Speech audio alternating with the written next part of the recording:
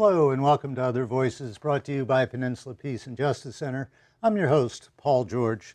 Jerusalem's status is among the most contentious issues in the Israeli-Palestinian conflict. Last month, Donald Trump unilaterally changed a long-standing principle of U.S. foreign policy when he officially recognized Jerusalem as the capital of Israel, foreclosing Palestinian hopes of having East Jerusalem as the capital of their future state. The move was met by protests in Arab and Muslim countries around the world and was denounced in a lopsided vote in the United Nations General Assembly. Why is the status of Jerusalem so contentious? And what might be the ramifications of Trump's unprecedented action? Those are the questions we'll be exploring on Other Voices this month. And to help us answer those questions and more, I'm delighted to welcome back Professor of Middle East History from Stanford University, Joel Beinin. Joel, welcome back to Other Voices. Thank you, Paul. It's always good to be here. It's been a while since we've had you on here, and I guess it took Donald Trump to bring us together. Oh my! You've been teaching a seminar at Stanford called Palestine and the Arab-Israeli Conflict. Coming up this semester will be the 35th year of teaching that seminar. That tells us a little something about this issue, doesn't it? Well, when I first began to teach that topic at Stanford, I didn't think it was ridiculously optimistic to believe that the conflict would be resolved before I retired. But I'm going to retire in 9 months, and the conflict is not going to be resolved in 9 months. Yeah. Somebody going to take over your one of your students, maybe? I have no idea, actually. Yeah. That's way beyond discussion at this point. I hope they do continue with it. Well, let's go to the real basics so everybody understands. So why is Jerusalem so contentious? Give us the background. So the reason that is usually adduced is that Jerusalem is a holy city to the three monotheistic religions, Islam, Judaism, and Christianity. And everybody knows something or other about that. There were the two Jewish temples. There is the Church of the Holy Sepulchre. On the site of the two temples, the first of which may or may not have existed, are now the Dome of the Rock and the Al-Aqsa Mosque. And in the Muslim tradition, Muhammad was transported in a dream to the Al-Aqsa Mosque and tied his horse, Burak, which means lightning, to the very spot which is now the Western Wall.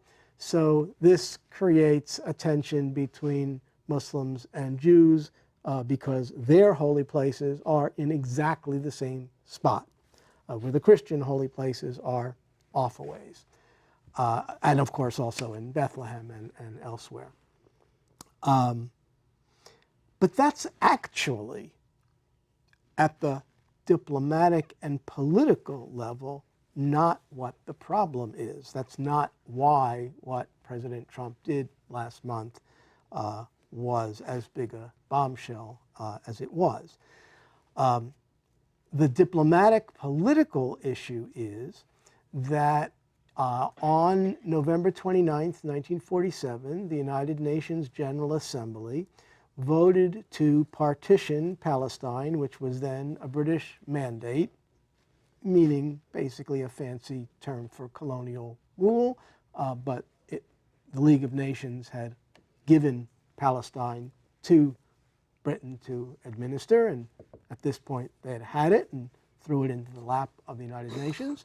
And the United Nations General Assembly voted that what had been British Mandate Palestine, from the Jordan River until the Mediterranean, should become an Arab state, a Jewish state, and a separately administered international zone that would include all of what was then Jerusalem, which was a much smaller area than it is today, and Bethlehem, roughly about 3% of the total territory of Mandate Palestine.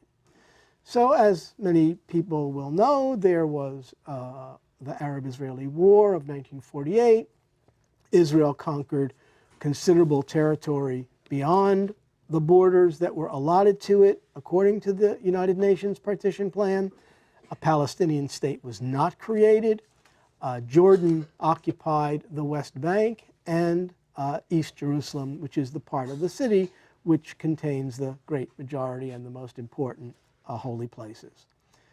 No country recognized either Israeli sovereignty in West Jerusalem or Jordanian sovereignty in East Jerusalem. The international diplomatic position, reiterated several times in various United Nations resolutions, is we voted that Jerusalem is going to be an internationally administered separate territory. And until there's some comprehensive peace arrangement, that's what it is. And that's why it's contentious. Yeah, and that's why it's contentious, because, of course, Israel never accepted that, and Jordan effectively never accepted it either. So let's talk about the immediate impact. We saw some limited demonstrations in the streets in the few days directly following Trump's announcement overthrowing some 50 years or more of U.S. official. No, it's more than 50 years. It goes all the way back to 1948. 40s, this is not a 1967 question. Yeah. It's a 1948 question, and that's of some importance. That's true. It's this is not related to the '67 war. It goes back to the very establishment. Yeah. So beyond that immediate impact, let's talk first about the immediate impact in Israel. Now, I understand the Knesset, the Israeli parliament, has been trying to follow up on some of this, talking about annexing parts of Jerusalem and the West Bank. Yes. So first of all, the Knesset already annexed Jerusalem in its vastly expanded municipal boundaries that Israel established after it occupied East Jerusalem and the West Bank in the 1967 war. And I think it's important to put into context what we mean about annexing it and how that's a violation of. Yes. So there is this central zone of Jerusalem as the municipal boundaries as they were in the British Mandate period. That is the core of what was meant to be an internationally administered zone. Israel, when it conquered the city and the rest of the West Bank in 1967, expanded the municipal boundaries of Jerusalem to include 20-some Palestinian villages, which historically had never been part of Jerusalem, so that today, according to Israel, Jerusalem reaches almost to the outskirts of Ramallah in the north and to the outskirts of Bethlehem in the south. That territory, in 1980, the Knesset declared Jerusalem annexed to Israel in the 1980 Jerusalem law. This is where the term Jerusalem is the eternal capital of the Jewish people comes from. From 1980. From the summer of 1980. Less than a month after the Knesset passed that law, the United Nations Security Council, with the United States abstaining, so the United States did not exercise a veto, declared that law null and void and said that no changes in the status of Jerusalem were legitimate, and Jerusalem was an issue which should be settled in final peace negotiations between the parties. So that repudiation of Israel's 1980 annexation of Jerusalem was consistent enough with U.S. policy in principle, even if not actually in practice, so that the United States did not veto the resolution in the Security Council. What happened more recently is that it's hard to imagine, perhaps, but Prime Minister Benjamin Netanyahu is not only the most moderate person in his own party, the Likud, he's also one of the more moderate people in the cabinet. So he is embroiled in several different corruption scandals. And so he's politically weak. And people in his own party, the Likud, who are more hawkish than he, or at least less careful about expressing their hawkishness, voted a week ago in the Likud Central Committee, which is the leading body of the party. It would be like the Democratic Central National Committee or something like that, unanimously that Israel should annex the parts of the West Bank on which there are Israeli settlements, but not just the area of the settlement, because most of the settlement blocks, where there are groups of settlements, have a very expansive area in which they could grow, which is part of the municipal boundary of the settlement or the regional council boundary of the settlement.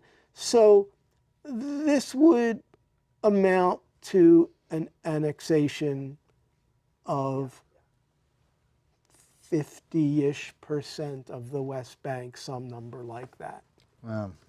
And if I'm not mistaken, if I remember from the reports I read, Netanyahu was not at this Likud meeting. He was not there because he didn't have any longer the political clout to stop it. He agrees with it. It's not that he actually opposes it, but he doesn't want to take the heat for it, and especially not now. Yeah. And then but he couldn't come and say, "Come on, folks, let's get real. We know we don't have to make empty declarations. We're on the road to doing this, so be quiet." And we've been doing it already over the years. So his not being there was his way of saying, "Okay, I can't stop you all from doing this." Yeah. So this is basically equivalent to a political party adding a platform to a plank to their platform. What happened? Yes. Will something actually legally happen? Is this expected to be voted on in the Knesset, the parliament? So far, no one has brought a bill to the Knesset on this question.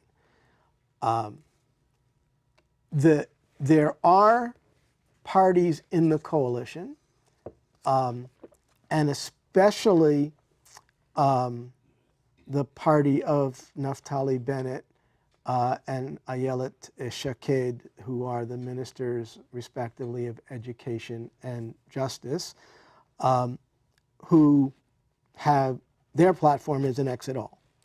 And if they pull out of the meaning all of the West Bank, and their party is Our Home or something. Their party is called Israel is Our Home. Is that what it's called? I think so. Yes.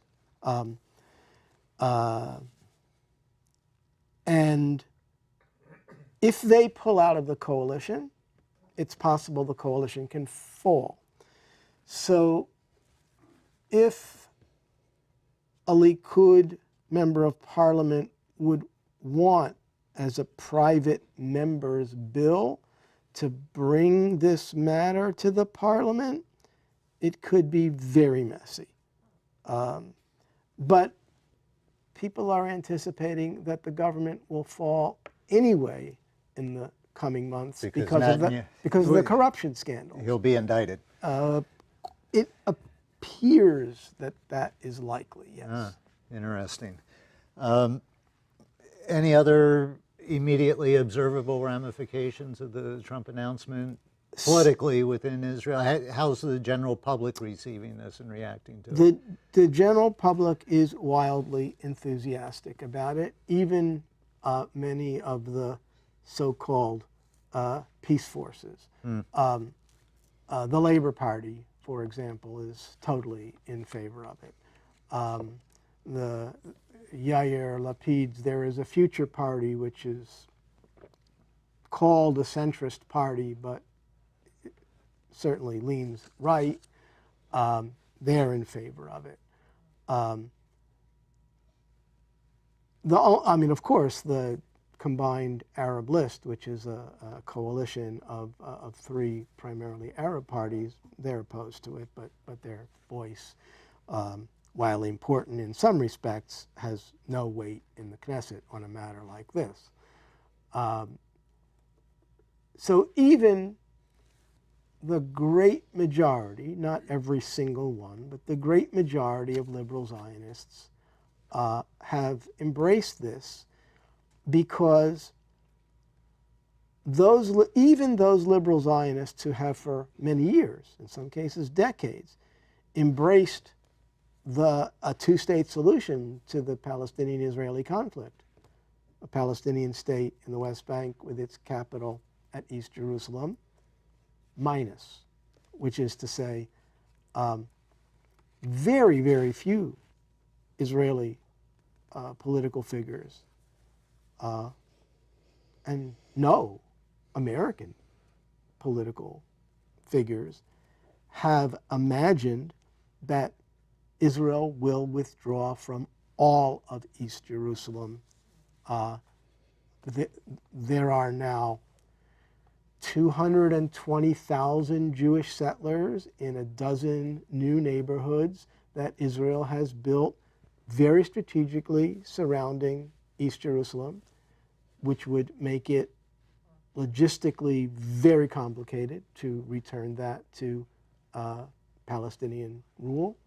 So most proposals for a two-state solution have envisioned that a relatively small part of East Jerusalem will go to the Palestinians and perhaps become the capital of their state, and there will be some kind of compromise on what is called in the Jewish tradition the Temple Mount, and what is called in the Muslim tradition the Noble Sanctuary. That is the spot where the temple stood, the Jewish temple stood, and where today the Al-Aqsa Mosque and the Dome of the Rock stand. So almost all of these liberal Zionists say, oh yeah, okay, well, that we were thinking that we're getting most of Jerusalem anyway in whatever peace deal there will be. So, okay, fine, maybe we'll give back a little bit of it to the Arabs. Sometime, someday. Yeah, I mean, well, we should be clear, there is no peace process. There is no prospect for the partition of the West Bank and Jerusalem between two political entities in the foreseeable future. That is just not in the cards. Even with Jared Kushner on the case. Even with Jared Kushner on the case. Or especially with Jared Kushner on the case. Let's talk about the impact in Palestine. Mahmoud Abbas, nominal head of Palestine Authority, as I understand it, is already pretty politically weak among his people, doesn't hold a lot of credibility. What did this impact his position? It's obviously made him even weaker and less respected because on the ground in Palestine, there are very, very few people who still believe that the negotiating process that began with the Oslo Declaration of Principles in 1993, and actually even a little bit before that with the Madrid Conference in 1991, that process is going to lead to the establishment of a Palestinian state that will have a reasonable degree of territorial contiguity, economic viability, and sovereignty. Very, very few people believe that is a realistic outcome at this point. And the Oslo Accords still are considered the framework for the peace process, yeah. Correct? And is it not true that within the Oslo Accords it says that the final status of Jerusalem will be You know, it stays this way until that's like the last piece to be Yes. negotiated. So this decision flies in the face of the Oslo Accords that everybody's supposedly building a peace process Well, on. Israel has, from the first minute, violated this aspect of the Oslo Accords.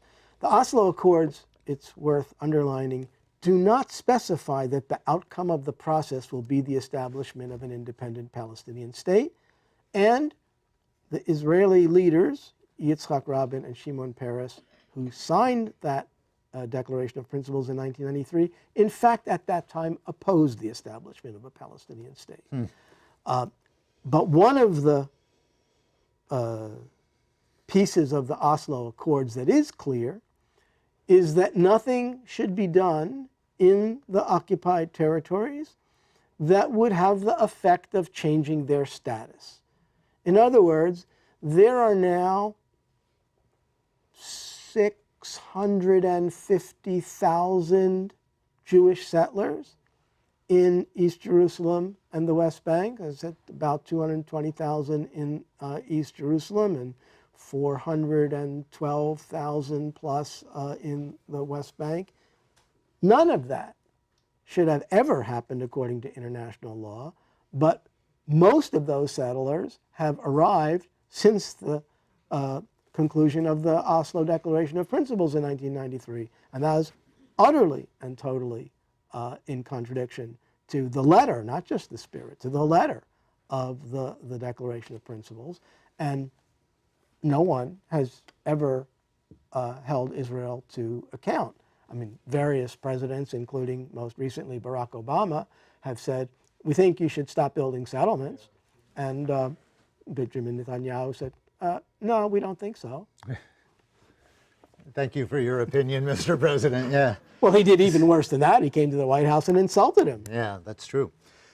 So is Abbas going to survive this? And what's the process for finding Palestinian leadership these days? Well, first of all, he's going to die soon because he's old. Yeah. How soon, I do not know. And there is already a succession struggle underway. I wouldn't guess how that might turn out. Well, what would be the succession? New elections or self-appointed, whoever gets the keys to the office? In principle, Mahmoud Abbas holds two offices. One is president of the Palestinian Authority, and that's supposed to be an elected office by all of the inhabitants of the West Bank and the Gaza Strip and East Jerusalem. I think his term in office is something like 10 years overdue now. Yes. So close to that. And no one has objected to this outrageously undemocratic situation because he's behaved very nicely as an Israeli tool. The Israeli propagandists are always talking about Palestinian incitement and this is why there can't be peace and yada yada. The people with their feet on the ground, the Israeli security forces, the military and the other internal security forces, say we have a very nice situation of security collaboration with the Palestinian Authority. They are doing what we expect them to do. Keeping a lid on things. Yes. They suppress demonstrations. They turn over Hamas activists. There's been no serious complaint by Israeli security people who know what's up. Politicians play to the peanut gallery. Let's talk briefly about some other reactions around the world and starting with the Arab countries, all of whom paid lip service to condemning this move, but how are they really reacting to it? This is a very sad story. The worst of it is that someone from Egyptian intelligence was taped, and this was reported in the New York Times, on a phone call to one of the leading pro-government talk show hosts, telling him, "We don't want you to rile the people up over this.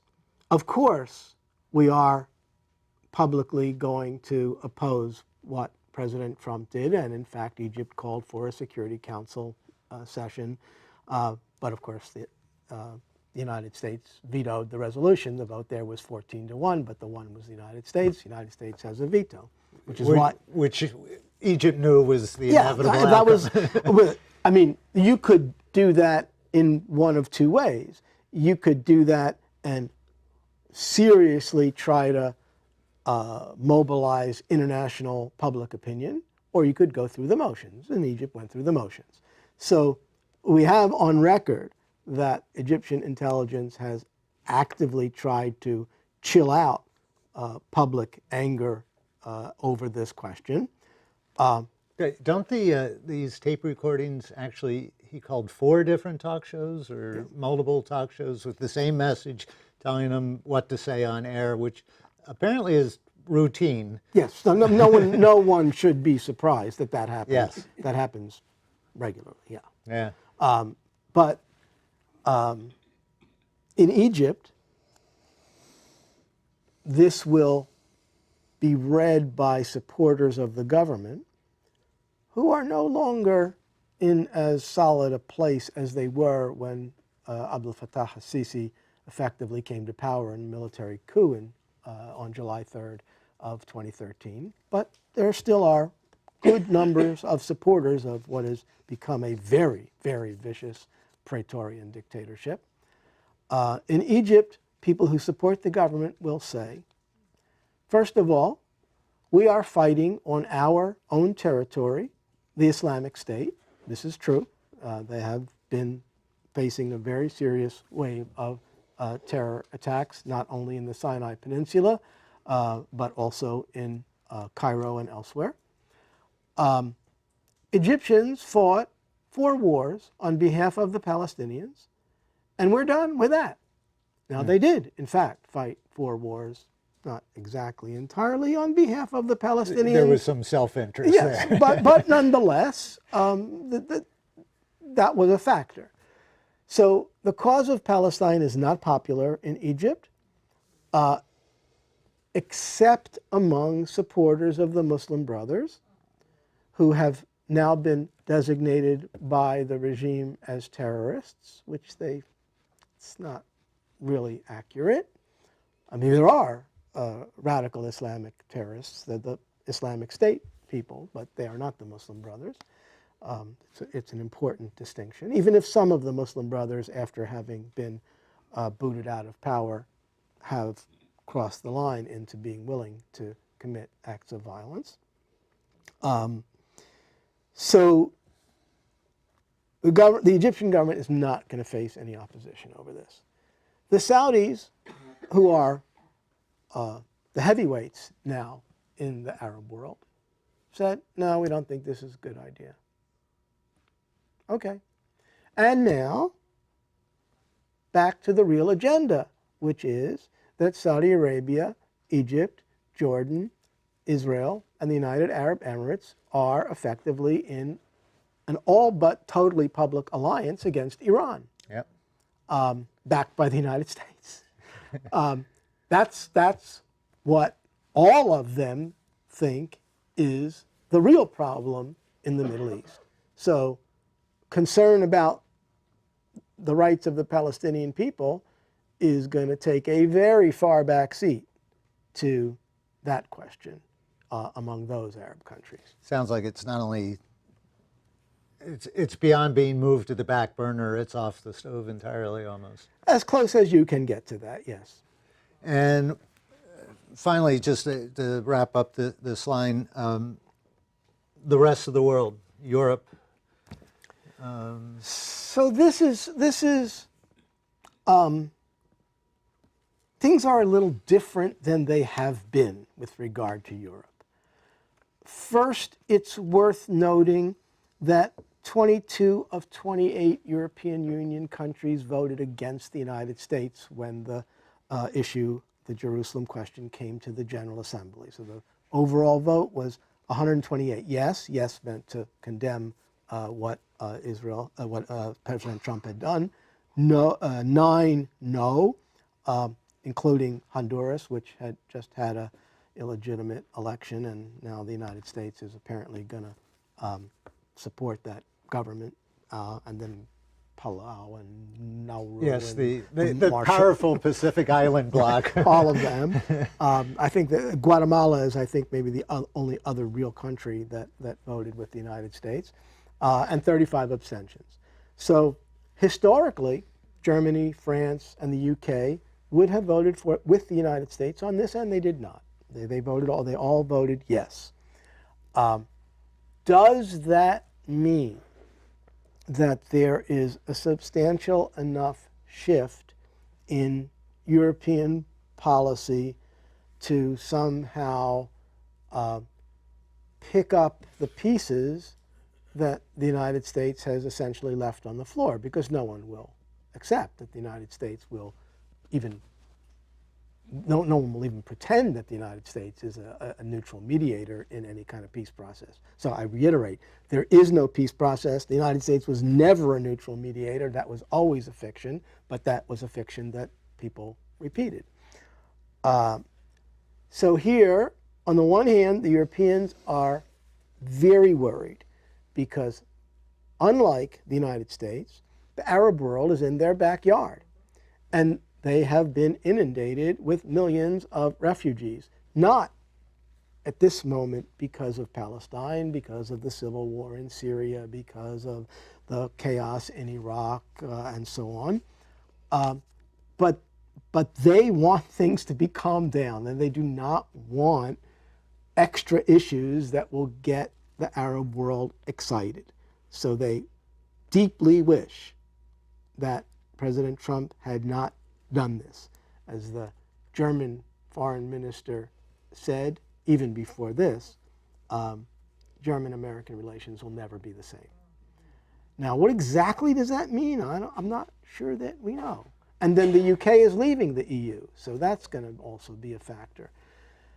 So, bottom line, does the EU want to spend more money on its military establishment so that it will be more powerful in the world and more credible as an alternative to the United States? Probably not. The EU has its own issues. France, in particular, thinks everything comes down to Muslims wearing headscarves in France. All international problems somehow in the French media get reduced to these Muslim women. They wear headscarves. I mean, it turns out that probably less than 15% of Muslim women in France do wear headscarves, but they're obsessed with this question. So the EU has, in a certain way, turned in on itself in ways that are quite comparable to how Trump's election has turned the United States in on itself. He has essentially abandoned the bipartisan foreign policy consensus since end of World War II. You mentioned, and I'm glad you re-emphasized it, that the U.S. has never been an honest broker in this situation, although that's how they've always portrayed themselves. Going back to Mahmoud Abbas, he was rather clear in saying that he won't have anything to do with the U.S. They have no more role. Can he make that stick? Well, he refused to meet with Vice President Pence. There's absolutely no purpose to doing that. Yeah. I mean, Vice President Pence has an even more regressive position on Jerusalem, rooted in his personal religious convictions than President Trump. So there would be no positive purpose to doing that. And now The Palestinians have put more energy into going to the International Criminal Court. So just this week it was announced that the International Criminal Court is going to speed up its investigation of possible Israeli war crimes in the 2014 Israeli assault on the Gaza Strip. Apparently, the prosecutor, whose name I don't remember, is under some pressure because in all of its history, the only people who have been prosecuted by the court are Africans. So in order for the court to have some legitimacy, they have to show that they actually do prosecute somebody else, some other people, that it's not an apparatus for persecuting, to be sure, corrupt and criminal African leaders, except that there are plenty of those types elsewhere in the world as well. So this may result in a more expeditious prosecution process in the International Criminal Court. The court may come under some pressure from EU countries to proceed with it. This all may lead to something, not a negotiated two-state solution. That's not what's going to happen. That's pretty clear. That had been clear. I want to get to our audience real quick, but let me just ask you what your analysis would be of why Trump did this. Sheldon Adelson. I wrote that down here, that was going to be your answer.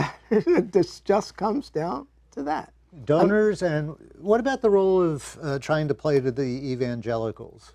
And explain maybe why this issue is important to evangelicals in this country. I would say more Sheldon Adelson than evangelicals, because Sheldon Adelson contributed, if I have my number correct, $82 billion to the Republican Party in the 2016 election. 8 million, not billion, but 8 million, right. Sorry. But it was still... 8 million, right. 8 million. No, 80 million. 80 million. 82 million. 82 million. I got the number right, but the magnitude wrong. Yes. 82 million. I think that made him the second largest Republican donor. So that's particularly important to Trump. Why the evangelicals, and why are they hot about this? So the premillennial dispensationalist evangelicals, those who believe that before the second coming of Christ, the Jews have to be regathered into the land of Israel and the kingdom of David reestablished. And then there's Armageddon, and the Jews either convert or die, and so on. It's basically an anti-Semitic theology, among other things, but it makes them pro-Israel. Well, that means absolutely. Whatever Israel does is by definition right, and we want them to annex Jerusalem, annex the West Bank, basically prepare the way for the reestablishment of the kingdom. So that's what the Likud Central Committee believes, except that they wouldn't put it in those religious terms. So we have a perfect match there. And once again, Trump playing to a small portion of his base while upsetting the political apple cart around the world. All right, let's get our audience in on this. If you have a question or comment, that's fine. Just hold up your hand and wait for Crystal to arrive with a microphone so that we get you on tape. And I see no hands going up. I'm shocked. Okay, here they come. And hold the mic, and if you would stand up and make it a little easier on our camera folks, and be sure to hold the mic right up there. The demonstrations this summer over the Aqsa Mosque, Noble Sanctuary area, the sort of radical, nonviolent demonstrations that happened in Jerusalem, I think have been an underreported story and really demonstrated the commitment that the people of East Jerusalem have to that area, to holding the sanctity of that area. Would be interested in your comments on that, especially in regard to this bigger issue of the status of Jerusalem. So, Thank you. why was all of that happening? Until recently, a fragile status quo was established, whereby Jordan is responsible for the upkeep and maintenance of the Islamic holy places in the Noble Sanctuary. Israelis may visit it, but they may not pray there. Now, this is from a Jewish religious point of view controversial, because Orthodox Judaism would ban any Jew from going up there because you might step on the spot where the Holy of Holies was, and only the high priest is allowed to go there on Yom Kippur. But okay, the religious Jews who are doing this have another agenda. In fact, beginning about a year and a half ago, organized groups of Jews were sneaking a prayer. So there was a campaign led by the northern branch of the Islamic movement of Israel. These are Palestinian citizens of Israel, to defend Al-Aqsa, because there was the fear that, you know, you give them an inch, they'll take a yard. And of course, Israeli policy is that is what they have been doing since day one, since even before there was a state of Israel.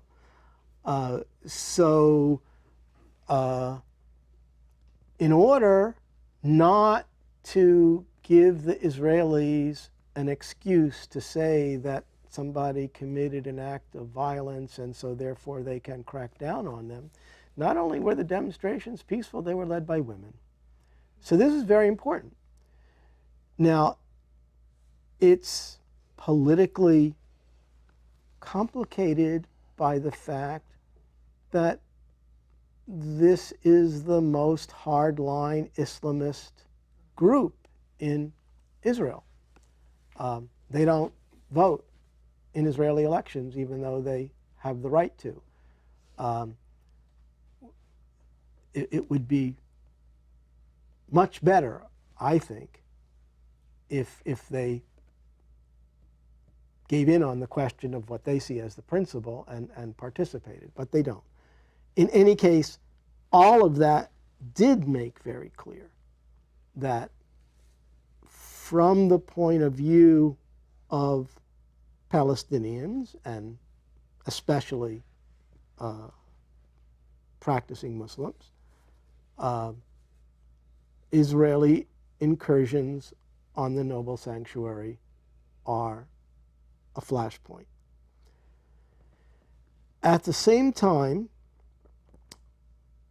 while all that was going on, there was what was called the knife intifada. These very random incidents of people, sometimes fairly young teenagers, stabbing Israelis. Not organized by anybody. And in many cases, parents were desperately trying to prevent their kids from doing this, but they have no reasonable future, so they are desperate and angry.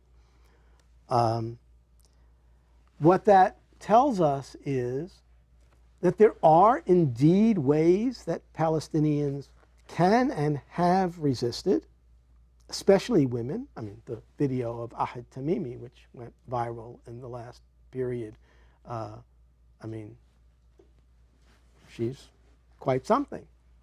So there are things that can be done and are being done and have been done. There isn't a political leadership that has broad enough respect to organize it, direct it. I mean, there is still this, even though they've nominally papered it over, the split between Hamas and Fatah, the contention within Fatah over the succession to Mahmoud Abbas. The Palestinian political scene is just in utter disarray. All right, I think there was another hand right here. Okay. My question, you actually mentioned the Tamimi family. It was kind of along those lines, is with their protests and the attention that I see on social media, not so much in the regular media, but on social media, will that bring attention and allies to the Palestinian people? And who are their major allies today? Well, this is a very good question. Who are the major allies of the Palestinian people today? Because they haven't got very many. They are, unfortunately, standing almost alone. The whole Arab world is in disarray.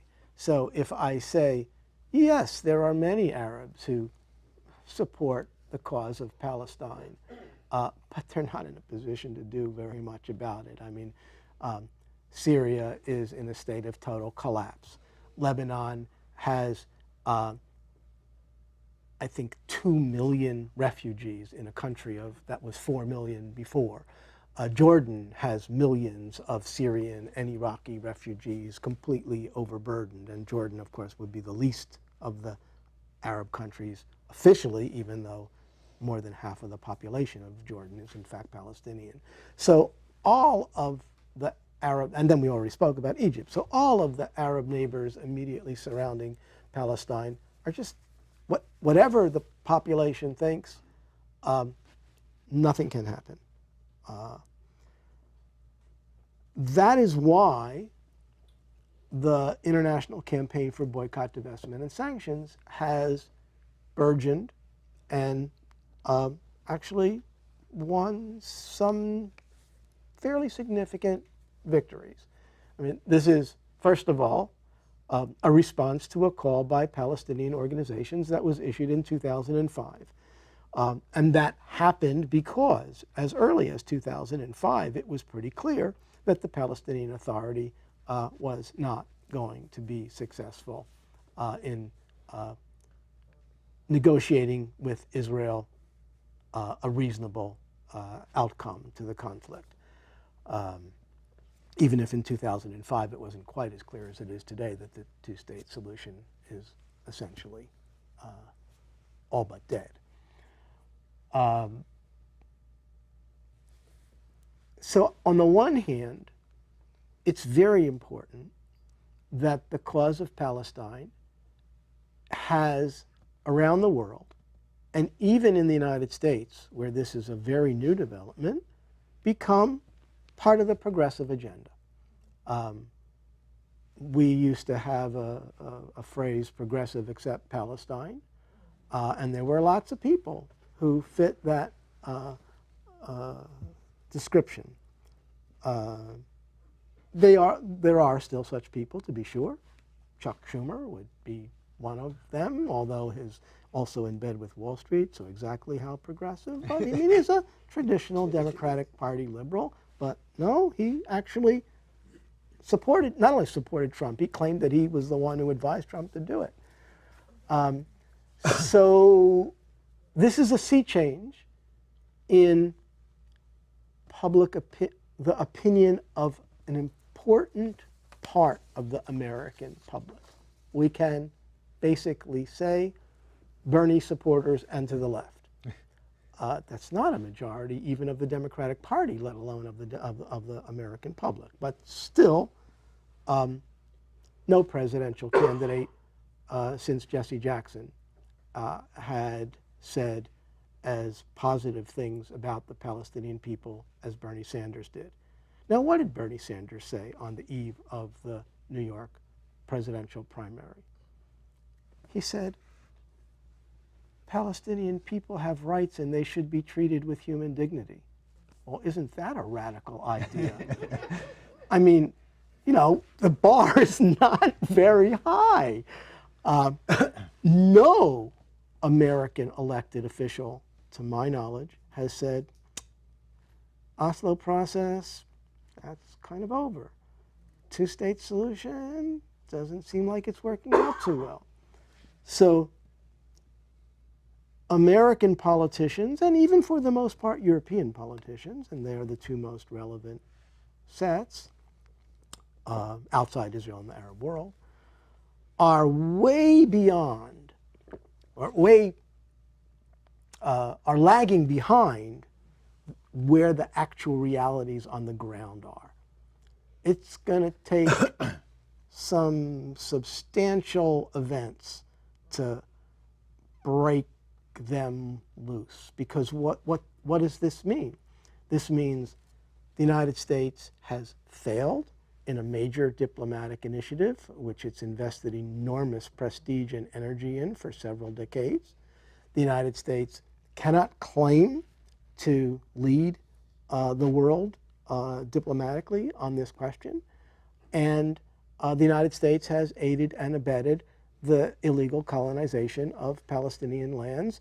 This, even if we were still somehow imagining a two-state solution. And what if there can't be a two-state solution because Israeli public culture and political opinion has shifted so far to the right? I mean, quasi-fascist is not an exaggeration for a very, very broad chunk of Israeli public opinion. That genie can't be put back in the bottle. So to say nothing of the United States can't win a war in Iraq or Afghanistan. So a whole lot of things are going to have to be discussed which amount to the decline of the American empire.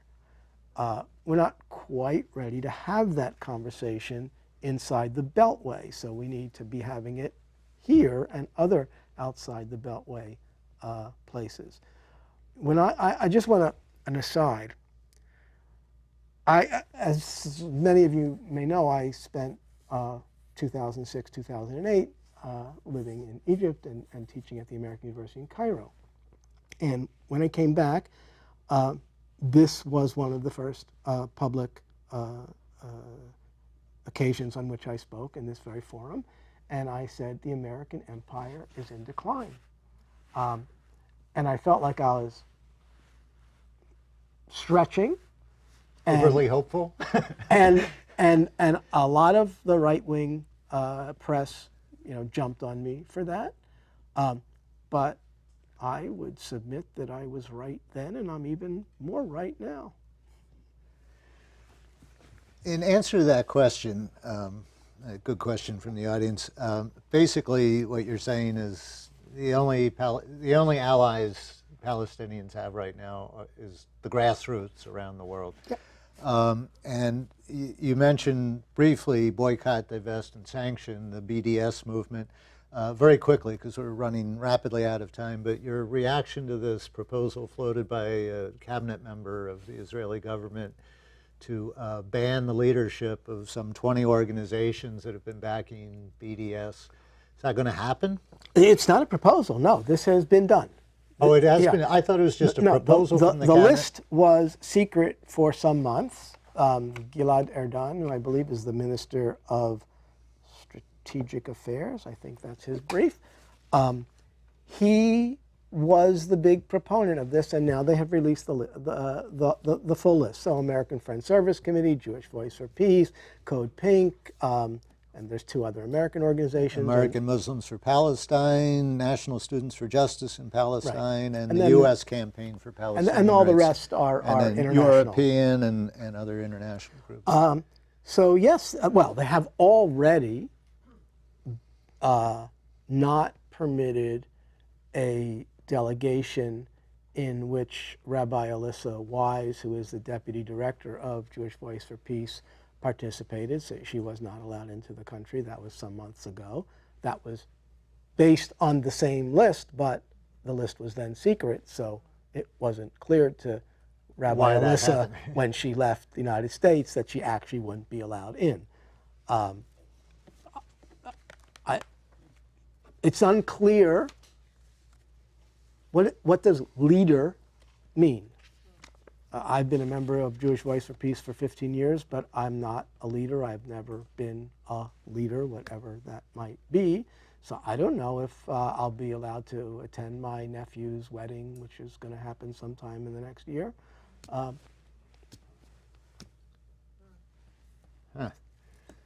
Is this an indication of BDS actually starting to have an effect? So yes and no. Or is it symbolically threatening?